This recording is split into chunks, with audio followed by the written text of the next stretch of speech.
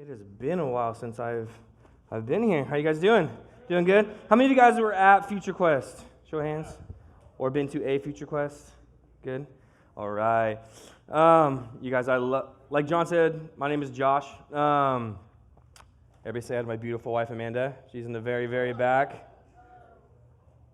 I'm excited. I'm excited to be here. Let me pray, and we'll get into it a little bit. Jesus, we just thank you for this last week. Lord, we thank you for Future Quest and the things that you have done, and the things that you did, and the things that you're going to continue to do. Lord, we thank you for the life-changing experiences that people had with you. And Lord, we pray that it would continue, that it wouldn't stop, and that there would be real transformation that came out of Future Quest. And we just ask that you would have your way.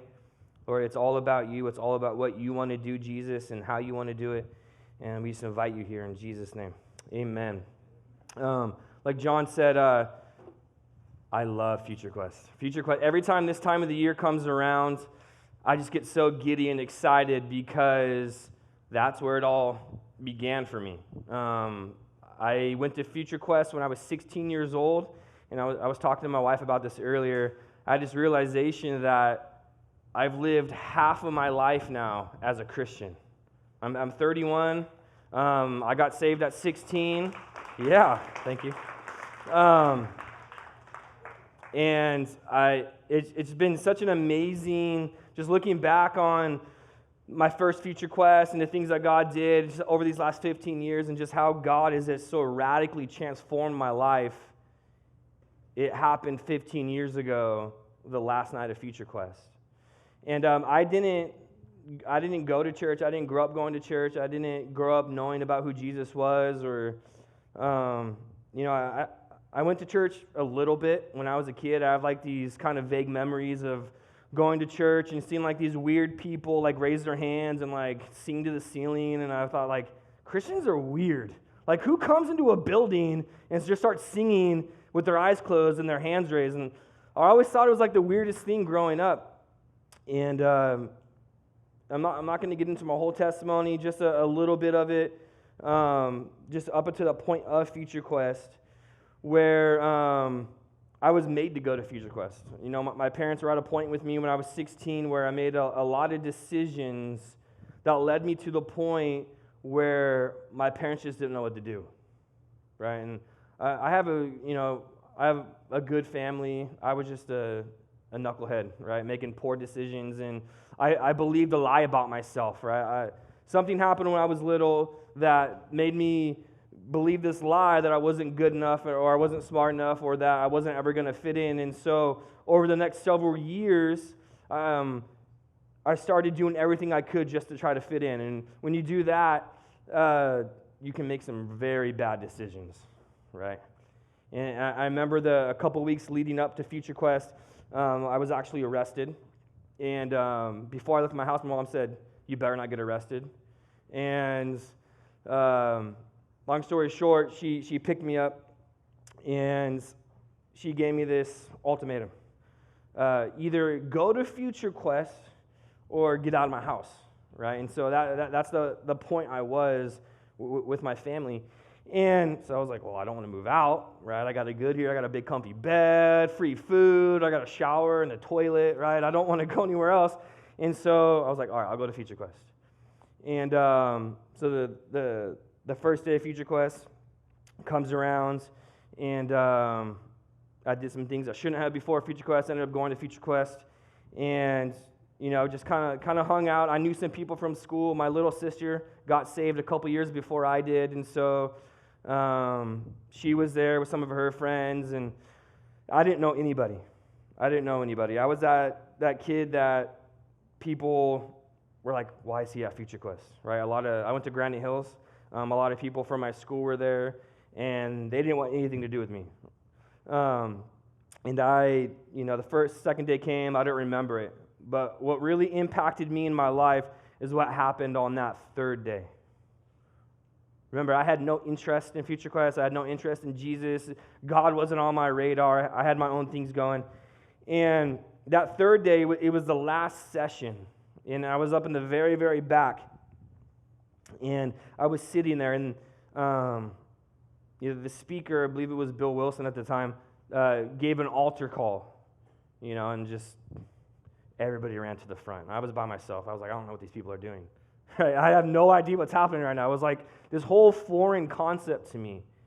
And I remember sitting in my seat, and all of a sudden, this picture of my uncle, and so it came to my mind. And just a little background on my uncle and my family, my surrounding family. Hey, boys. Next to Devin. Can I get your respect, please? Thank you. I remember just sitting there, and I got this picture of my uncle popped in my head. And the backstory of my uncle is he was a heavy drug user, and he was homeless. And I remember this one time when I was a kid, he came to my house with all these scabs and was just bleeding from the face. And I was sitting in my seat, and I saw that picture of my uncle. And I heard a voice say to me, "This is where you're going to end up." Right? And again, I don't have any church background. But I knew it was God. Right? In that moment, I heard the voice of Jesus. In that moment, I came in the reality of who God was. And in that moment, were things that I didn't know what sin was, but in that moment I did. I knew exactly what he was talking about. All the things that I was doing at that time, all the things I was struggling with, all the things that I was doing with my friends, just started popping into my head. And the things that I didn't think of that were sin before, all of a sudden, I knew were sin. And it broke me, right? Because you don't ask a little kid, hey, what do you want to be when you grow up, right? And they're like, I want to be homeless, or I want to be a drug addict, right? They're like, no, I want to be a fireman. I want to be a police officer. I want to go into the military, right? But certain decisions we make along the way lead us to a place where we don't want to end up, right? And I knew that's what I was doing. And I remember running to the front and just giving my life to the Lord. And I've never been the same ever since. And, thank you. One person claps. Appreciate that. Yeah. And you guys, my life, I joke around because this was going into my junior year of high school. I joke around with people and say, I left my sophomore year with drugs in my pocket, and in my junior year, I walked on campus with a Bible in my hand. Right, and that's how drastic my life changed because of what Jesus did that night. It's because of what Jesus did that Future Quest. Did anybody have anything, did God do anything in anybody's life at Future Quest? Yeah? Some of you? Okay. He wants to continue to do that. Right? It didn't, like John was saying, it didn't stop last week. That same experience that you had at Future Quest can continue to go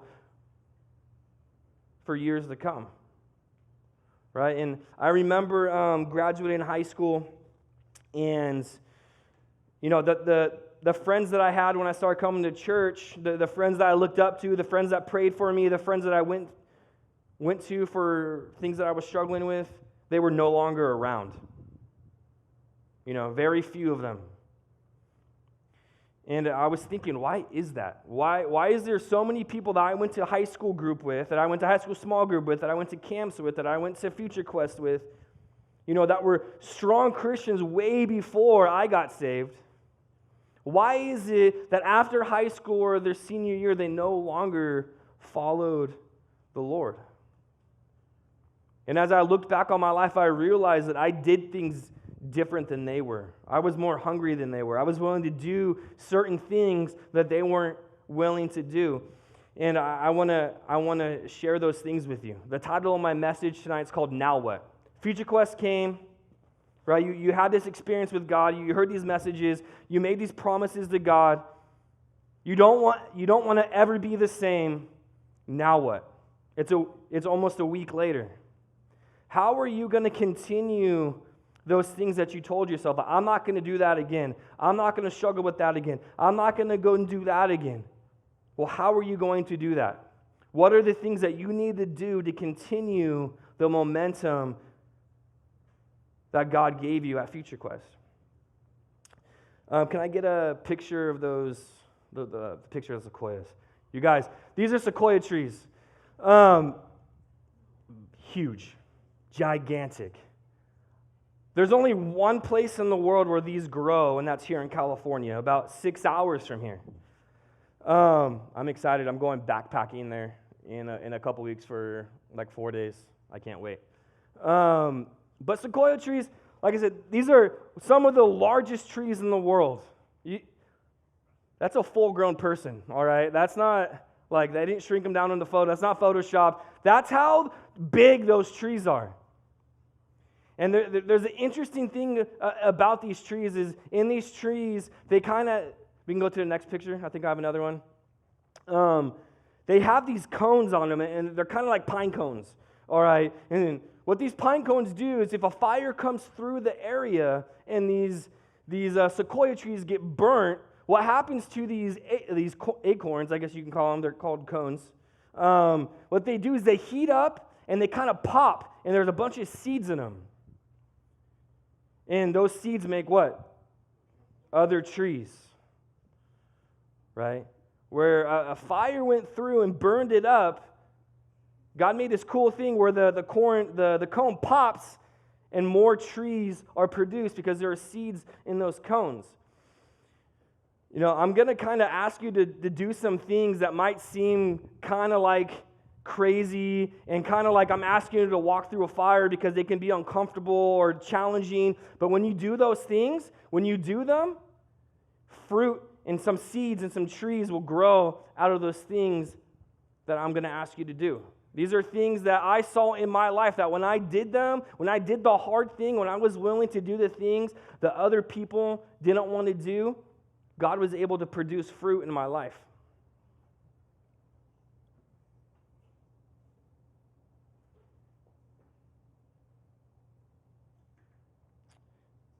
So the first one, I guess you could say the first step, or the first thing that I noticed that I did when I got saved.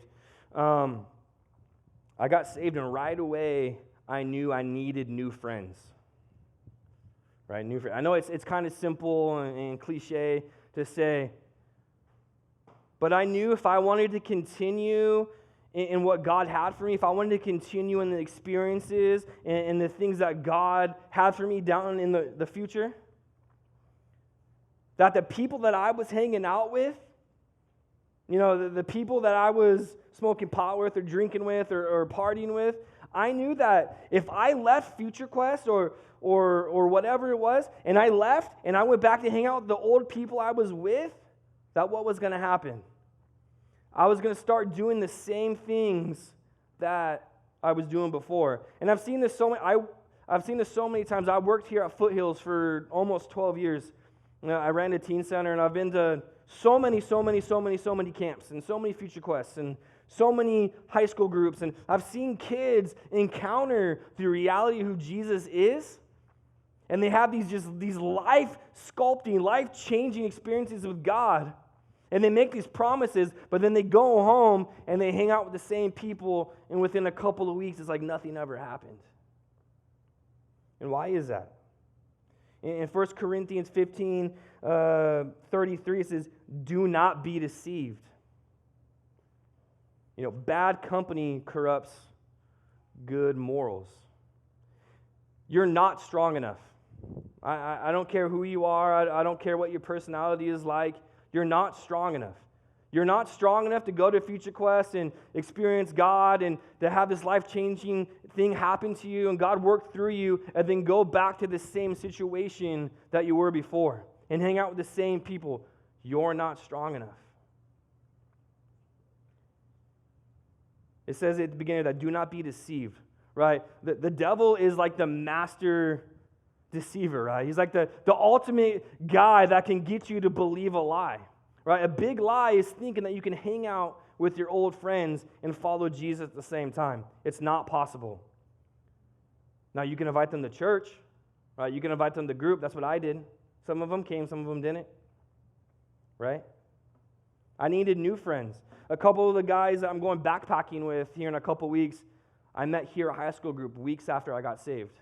And they've been, you know, the people that I've gone to for like I said, I knew nothing about the Bible. I mean, zero.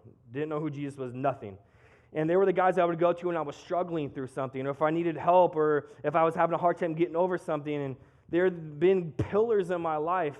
And 15 years later, we still have a great friendship.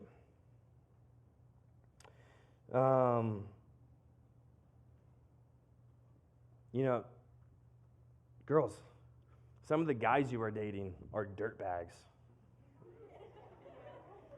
True story. Thank you. No, don't clap, because some of you guys that are clapping are the dirtbags, all right? So, just saying. The reason why you're not able to continue and grow in your walk with the Lord is because you're dating a dirtbag, right? You probably shouldn't even be dating in the first place. But you're dating a dirtbag. Some of you guys, you are that dirtbag. Knock it off, right?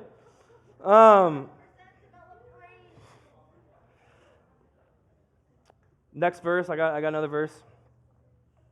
One who walks with wise people will be wise. It's pretty simple. But a companion of fools will suffer harm. Right? You want to surround yourself with friends and people that you want to be like. Like I said, when I got saved, I made sure I had friends that I can look up to, that can teach me, that can pour into me, that would pray with me. Do you have those kind of friends? Do you have those kind of friends that are going to encourage you to follow the Lord? I'm a storyteller, so bear with me. I tell a lot of stories. I have a lot of stories. I got saved at Future Quest, and then a couple months later, a month later, it was summer camp. What comes after summer camp? Winter camp. And long story short, started dating this girl that was at winter camp, and we ended up having some of the same old friend group, right? And that, because I was dating this girl, her best friend was friends with my old best friends, and I started hanging out with my old best friends again. Like I said, it doesn't matter how strong you are. Bad company corrupts good morals. And there was this moment where I found myself, I was coming to high school group, right? I was going to high school small group, I was going to the camps, and I found myself at this party, high school party, and I was messed up. I got really sick from some of the stuff that I did at this party. And I found myself in this back room laying in my own throw up. And it's gross. My friends have left me. They pushed me aside in this room. And I was sitting in my own throw up because I was laying on the ground. I was throwing up on myself. And this was the second time I ever heard God ever speak to me. And it was very simple. The only thing he said to me was, "What happened?" Right? And that's all he had to say. I knew exactly what happened. I started hanging out with my old friends again, right? And I got up that morning and I left, and I never talked to those guys again. Ever.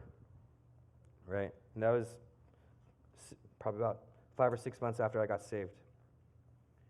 You need new friends. Bad company corrupts good morals. You dumped a girl? I did. Number 2. And now I got my beautiful wife. 3 kids later. No.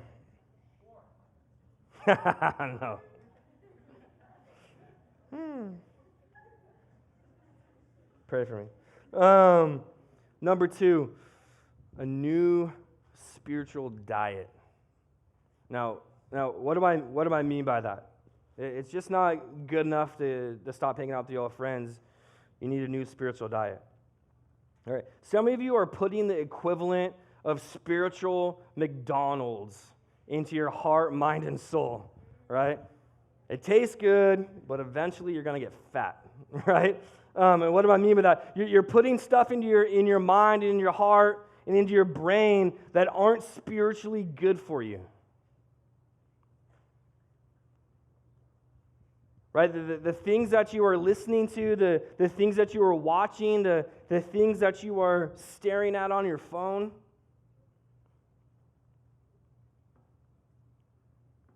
They're not good for you.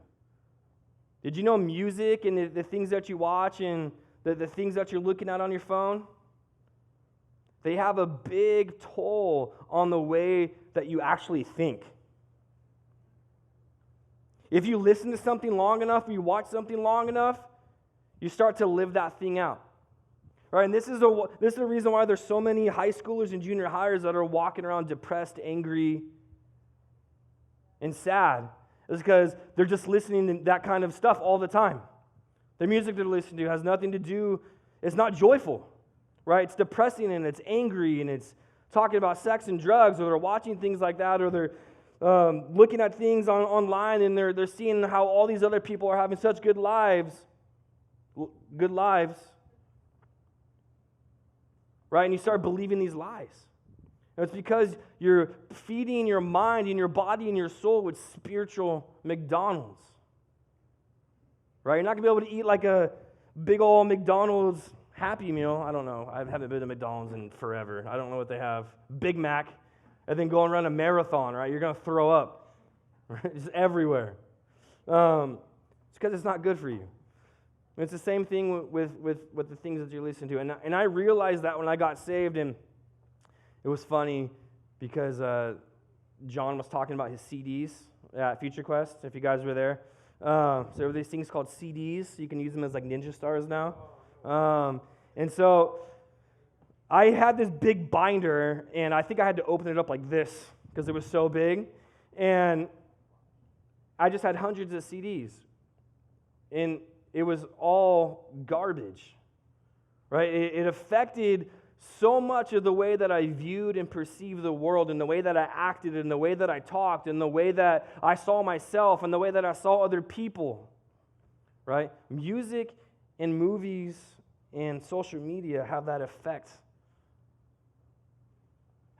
on you, right? If the first thing you do when you wake up is pick up your phone and scroll through Instagram. I don't know what's popular. Is Instagram still a thing? Instagram? I'm not that old. I'm only 31, but I don't have Instagram or anything. You're just starting off the day wrong, first of all, just glued to your phone, right? But it's not good for you. Instagram and social media or Twitter aren't a good lens to see the world in, right? It's a very foggy lens.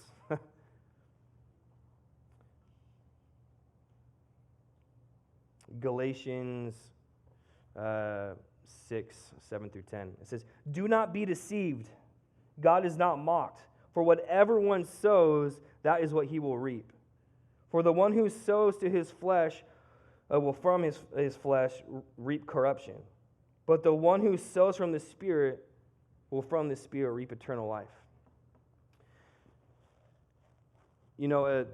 Eventually, when you just kind of poison your mind and your heart and your soul with those things, the fruits of that thing are just going to be terrible.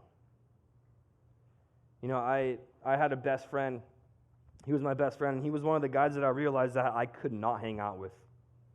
He was the guy that I first smoked pot with. He was the guy that I first had a cigarette with. He was the guy that I first drank with. He was like my best friend from the time I was in elementary school until the point I got saved. And every bad thing that I ever did was with this guy and in a certain group of friends. A couple years after I got saved, he ended up going to prison for armed robbery and shooting a guy in the chest with a shotgun. True story.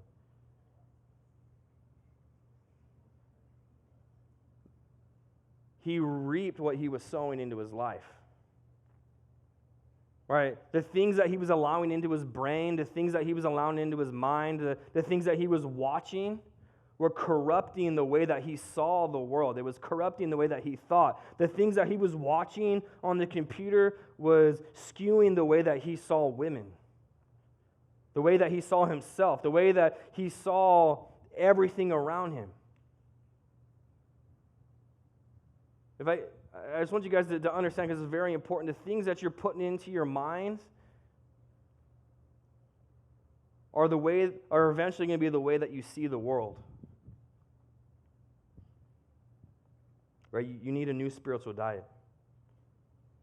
So what? So how do I get a new diet? How do I get a new spiritual diet? What do I do? Well, find new music, first of all, right? Some of the music out there is just crap. It is so bad. It is trash. Need new music. And I didn't know what to listen to. I just started listening to worship. I love worship, you guys. I love worship music. That's probably all I've listened to for the last 15 years was worship music. I couldn't tell you any other kind of music. I'm sure John could, or some of the other leaders around here. But I love worship music. Start listening to things that honor who Jesus is, that encourage you to grow in your spiritual walk with the Lord. Probably get rid of your social media or delete things off of it that you shouldn't be looking at, right? Put things into your life that are going to start helping you to see the things in a biblical view, and in a godly view, and a heavenly view, rather than a worldly view. That was the second thing that I noticed that I did that my friends didn't, was I started a new diet, I guess you could say, right? A new spiritual diet. Number 3, get involved. Get involved. You guys, some of the best times of my life have been here in this room, right? Some of the best experiences with the Lord, some of the most challenging, some of the most growing, some of the most beautiful things that the Lord has done in my life has been because I got involved. Because I got saved and I was like a cannonball. Like I didn't want to go back. I didn't want to turn around. I didn't want to be the same. And I think it was like Future Quest. And then there was this thing called Leadership 101. I don't know if you guys still have that or not. No. I wasn't a leader, but I was there. Like I was saved for like 2 weeks. But I had nothing else to do. I had no friends. I didn't know what to do. And so I was at church. Because I wanted more of what the Lord had for me. Right? High school small group. I hope every single one of you goes to a high school small group. The first time that I was ever baptized in the Holy Spirit was at high school small group. Right? Some of the best times of my life and the best discussions I've ever had about the Bible and who Jesus was at high school small group. I encourage you guys, get involved.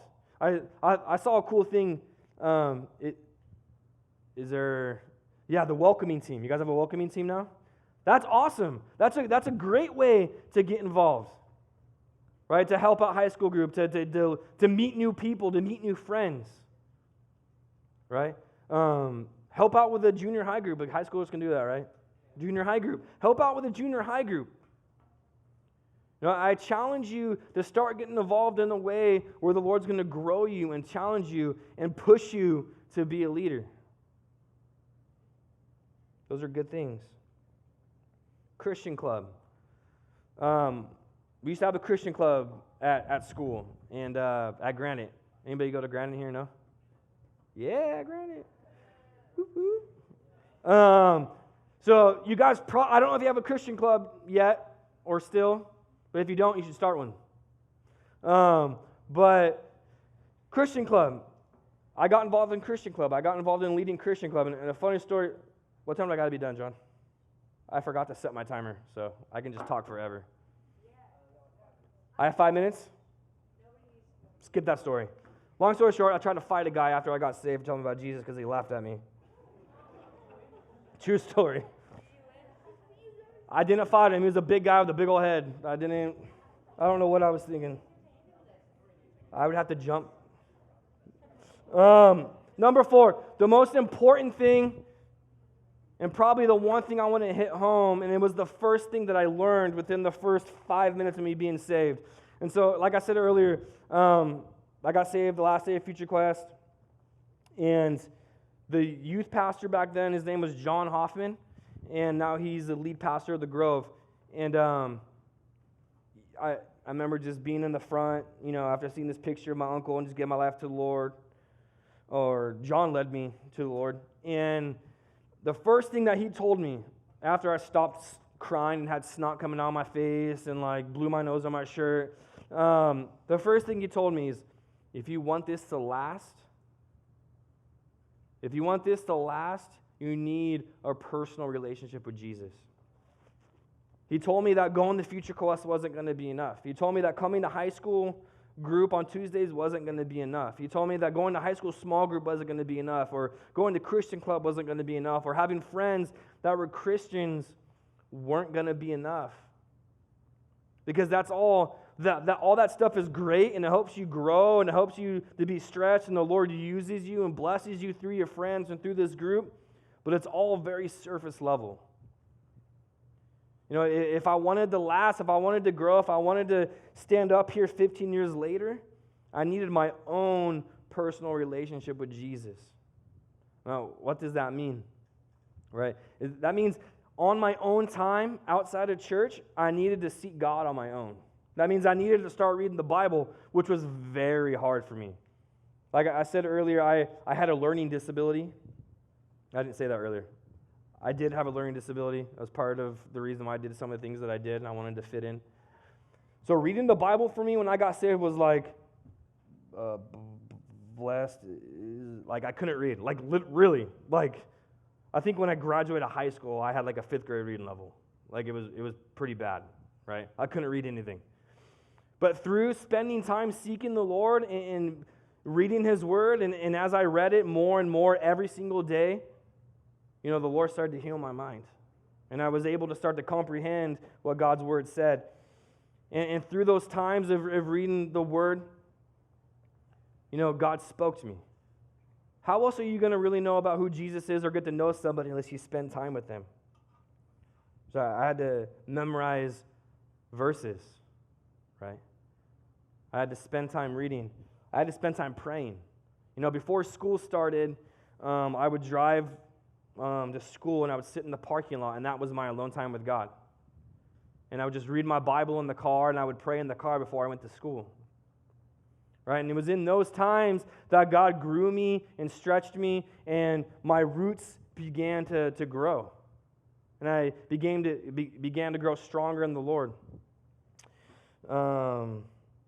In Psalms 1:1-6, it says, "Blessed is the man who walks not in the counsel of the wicked." I already read that.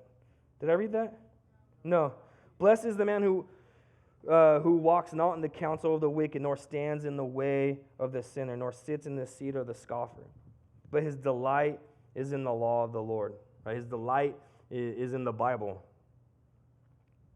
And on His law he meditates day and night. He's like a tree planted by a stream of water that yields its fruit in the seasons. Right? And when you have that alone time with the Lord, when you have that alone time with Jesus, if something happens to you, that in those times, God is able to strengthen you, ladies, and He's able to build you up, and He's able to prepare you. And that's the number one difference between me and my friends that were sitting here 15 years ago, is that I developed a personal relationship with Jesus. To where when life sucks sometimes, it can be hard, as we all know, over the last year, right? It can be hard and difficult. But when you have that personal relationship with the Lord, and you have your roots sunken deep, you know, when those hard times come, you know, there's nothing that can shake you. Never mind, I have to close. But just closing, you know, this last Future Quest, like a week ago, if I can have the band up. I don't know if the band's here. You know, God took you out of Egypt. Right? What do I mean by that? You know, before this last Future Quest, you were enslaved to something, maybe many things. And at this last Future Quest, God took you out of Egypt, and He's leading you into the promises that He has for you. Right? If you know that story about Israel, Moses took Israel out of slavery, out of Egypt, and he was leading them through the wilderness. And, you know, somewhere down the line, what did Israel want to do, the nation of Israel? They wanted to go back.